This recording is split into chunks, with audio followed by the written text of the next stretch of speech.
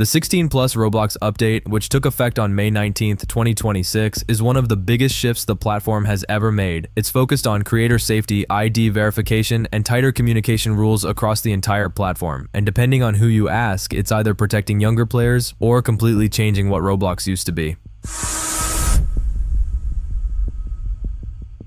Players aged 16 and up who verify their age now get full access to the platform. That means they can use basically everything Roblox offers, with only a small exception for restricted 18+ experiences. No major limits, no heavy filters, and no age-based blocks once verified. But the real change is what happens below that age group, because everything under 16 is now split into strict categories with different permissions. Roblox introduced 3 main account types. Roblox Kids, ages 5 to 8, is heavily restricted. Only minimal or mild content is allowed, and communication is basically turned off unless a parent enables it. Roblox Select, ages 9 to 15, can access more content, but chat and social features are tightly controlled and mostly limited to approved or trusted connections. Roblox 16 Plus is the full experience, unlocked after verification. This is basically what used to be normal Roblox, but now locked behind age checks. So instead of one open platform, Roblox is now split into different versions depending on your age. This is where things get controversial. If developers want their games to be playable by users under 16, they now have to meet stricter requirements. They need to verify their identity with ID and a face scan, enable 2-step verification, and either have a Roblox Plus subscription or pay a publishing fee per game. On top of that, every game goes through a longer and more strict review process before it can be made public. So making a game for younger audiences now takes a lot more effort, time, and money than before.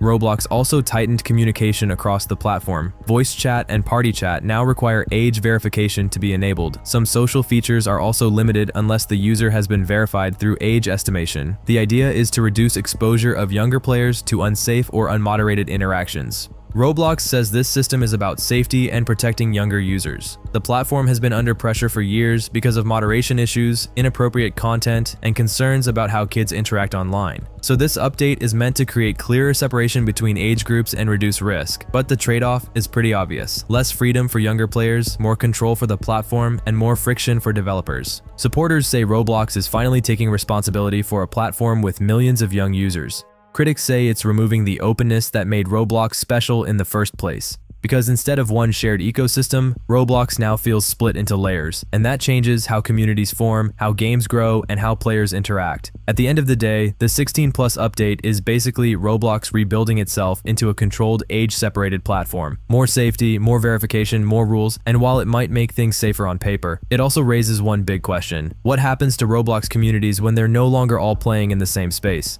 From my experience as a dev, it just keeps getting harder to keep going. Me and the developer team have been working on my game for 2 years now, and it still isn't even finished yet. And instead of feeling like I'm getting closer to release, it sometimes feels like I'm just trying to keep up with everything changing around me. Even simple things start feeling heavier over time. Not because I built some massive complex system, but because the platform itself keeps shifting what's possible or what's allowed. So I end up adjusting plans, rethinking features, or just delaying things because something else changed again. And that's probably the most frustrating part. You don't feel like you're building toward a finish line. You feel like you're constantly moving with it instead of actually reaching it. I don't really think this is one of those updates you can just agree or disagree with. It's more like one of those changes you only really understand once you're already deep in it. From the outside, it looks like more safety, more structure, more rules. But when you're actually building inside the platform, it just adds more things you have to constantly keep in mind while trying to focus on the actual game. And after a while, that starts to stack up. Not in a dramatic way, more like a slow shift in how you approach everything. You stop thinking purely about what would make the game better, and you start thinking about what might cause problems later, what might get restricted, what might not even be possible long term. And that kind of thinking changes how you build without you really noticing it happening. So yeah, I've been working on this game for 2 years, and it still isn't finished. And maybe that's normal in game development, but it definitely feels like the environment around it is making that process more unpredictable than it used to be. At this point, it's not really about rushing to finish, it's more about hoping the version you're building still makes sense by the time you actually get there. Thank you guys for watching, and see you in the next video.